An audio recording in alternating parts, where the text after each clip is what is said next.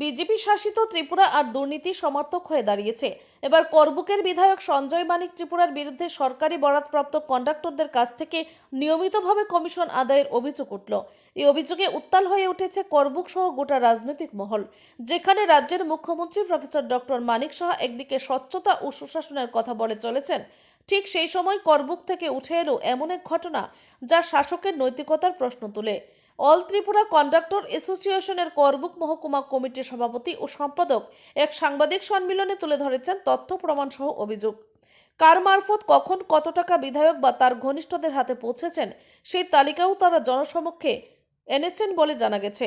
স্থানীয় সূত্রে দাবি, সরকারি বরাদপ্রাপ্ত কাজ পেতে গেলে নির্ধারিত হারে কমিশন দিতে হচ্ছে। কেউ আপত্তি করলে তার উপর চাপ সৃষ্টি করা হচ্ছে, এমনকি কাজ কেড়ে নেওয়ার হুমকিও দেওয়া হচ্ছে বলে অভিযোগ। এই অভিযোগ সামনে আসতেই ক্ষোভে ফেটে পড়েছেন সাধারণ মানুষ। অনেকেই প্রশ্ন তুলছেন, আমরা ভোট দিয়ে যাকে জয়ী করলাম তিনি কি দুর্নীতির রাস্তায় হাঁটবেন? অনেকেই দাবি করেছেন অবিলম্বে উচ্চ পর্যায়ে নিরপেক্ষ তদন্ত করে সত্য উদ্ঘাটন করা হোক এবং অভিযুক্তের বিরুদ্ধে আইন অনুযায়ী ব্যবস্থা নেওয়া হোক। যদিও এখনো পর্যন্ত প্রশাসনের তরফে কোনো সরকারি বিবৃতি বা তদন্তের ঘোষণা পাওয়া যায়নি, তবে এই অভিযোগ যদি সত্য হয় তাহলে তা শুধু দুর্নীতি নয়, বরং সরকারের প্রতি সাধারণ মানুষের আস্থার উপর বড় আঘাত যে তৈরি করবে এটা কিন্তু বলাই যায়। Bureau report, Tripura news Bangla.